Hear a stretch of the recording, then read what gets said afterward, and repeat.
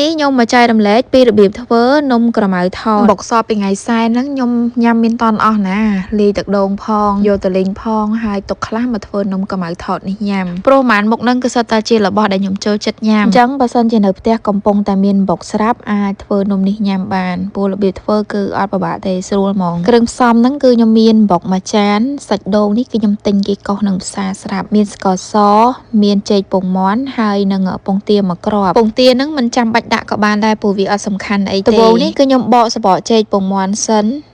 ចេកពងមាន់តូចៗមែនតែខ្ញុំបកឲ្យគឺខ្ញុំត្រូវពុះជាពីរព្រោះថាបើយើងដាក់ទាំងមូលវាវែងពេកនំក្រម៉ៅថតនេះគឺធ្វើជាមួយនឹងចេកពងមាន់ណាអត់អាចយកចេកផ្សេងមកធ្វើបានទេបន្ទាប់ពីពុះចេករួចហើយគឺខ្ញុំទុកបន្លែបន្ទាប់មកគឺខ្ញុំចាប់ផ្ដើមមកលាយចាក់អំបុកចូលក្នុងចានដែកស្អាតមួយចាក់ស្ករសចូលចាក់សាច់ដូងចូលស្ករចូលចិត្តផ្អែមប៉ុណ្ណាដាក់ប៉ុណ្ណឹងទៅបន្ទាប់មកខ្ញុំចាក់ទឹកចូលទឹកហ្នឹងត្រជាក់ធម្មតាទេតែជាទឹកដាំឆ្អិនទឹកហ្នឹងខ្ញុំចាក់ស្មានទេបើសិនជាច្បល់ទៅឃើញបុកស្ងួតពេកអីខ្ញុំបន្ថែមទឹកទៅបន្តិចព្រោះបើសិនជាដាក់ច្រើនពេកបុកយើងរីកពេលដែលខ្ចប់ជាមួយចេកទៅបុករបស់យើងវាអត់ស្អិតជាប់គ្នាហើយខ្ញុំបន្ថែមជាមួយនឹងម្សៅឆាចូលពីស្ព្រាបាយកូរម្សៅឆាជាមួយនឹងបុកហ្នឹងឲ្យបានចូលសព្វគ្នាល្អនៅពេលដែលប្រើម្សៅឆាទៅគឺជួយឲ្យ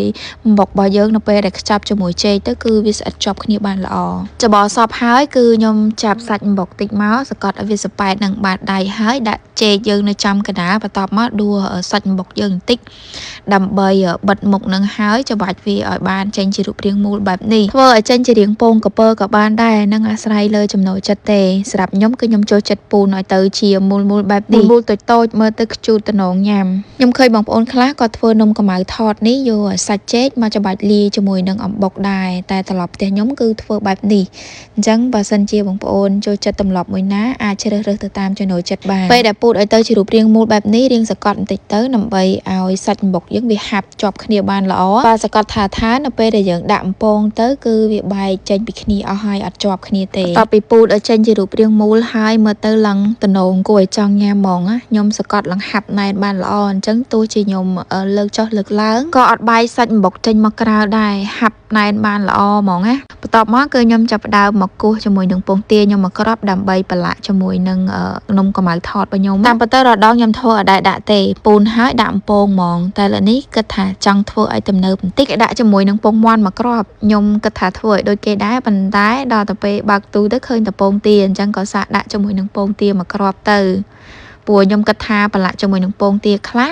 ហើយខ្លះទៀតគឺខ្ញុំពងធម្មតាដូចខ្ញុំធ្វើរាល់ដងអញ្ចឹងណាព្រោះខ្ញុំចង់ដឹងថាប្រឡាក់ជាមួយនឹងទឹកពងទាហើយនឹងពងធម្មតាដូចខ្ញុំធ្វើរាល់ដងហ្នឹងមួយណាឆ្ងាញ់ជាងហើយរបៀបប្រឡាក់នេះគឺมันជាពិបាកអីទេពងទាបើសិនជាមានពងមាន់ដាក់ពងមាន់ទៅមកក្របហើយយើងយកនំក្រម៉ៅថតទៅជ្រលក់ក្នុងនឹងតិចថាទៅជ្រលក់ហើយគឺស្រង់សម្រស់ឲ្យអស់ជាតិទឹកពងមាន់នឹងចេញចាំដាក់ចូលទៅពងហ្នឹងគឺខ្ញុំបំពងនៅក្នុងកូនឆ្នាំងវាអត់សូវចុះខ្លាញ់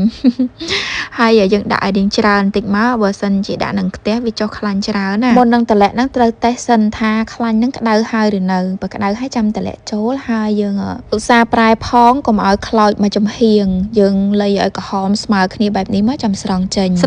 ដាក់ស្រស់នឹងកត្រងចោលសិនទៅហើយដាក់អំពងតទៀតបើសិនជាមានរបៀបធ្វើផ្សេងពីនេះអីអាចខមមិនចែករំលែកនៅខាងក្រោមវីដេអូនេះបានណាព្រោះខ្ញុំជឿថាតាមតំបន់តាមភូមិស្រុកមួយតែតែមានការនិយមខុសគ្នាអញ្ចឹងខ្ញុំចង់ដឹងថាផ្ទះបងប្អូនធ្វើមិនដែរស្រួលខ្ញុំសាកធ្វើញ៉ាំលើក្រោយពេលដែលបំពងហើយអញ្ចេះបែងចែកអត់ដឹងថាមួយណាប្រឡាក់ជាមួយនឹងទឹកពងទាមួយណាអត់ទេព្រោះមើលទៅរូបរាងនំខ្ញុំគឺដូចគ្នាទាំងអស់ហ្នឹងក្រហមស្មើគ្នាហើយអត់មានខុសពណ៌ខុសអីទេអញ្ចឹងជាដំបូងនេះគឺខ្ញុំចាប់ផ្ដើមយកនំខាងលើមួយយកមកកាត់មើលពេលដែលកាត់អញ្ចេះទៅ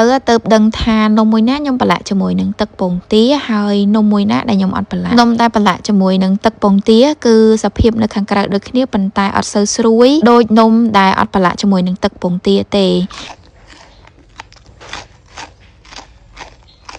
ពេលដែលយើងញ៉ាំទៅគឺវាស្រួយខ្ញោកហ្មងសម្លេងនេះខ្ញុំញ៉ាំផ្ទាល់អត់បានយកមកពីណាទេហើយនំដែលប្រឡាក់ជាមួយនឹងទឹកពងទាហ្នឹងគឺវាស្រួយតិចបើសួរថាពីហ្នឹងមួយណាឆ្ងាញ់ជាងសម្រាប់ខ្ញុំគឺរសជាតិម្យ៉ាងម្នាក់អញ្ចឹងបងប្អូនអាចសាកធ្វើតាមនឹងបាន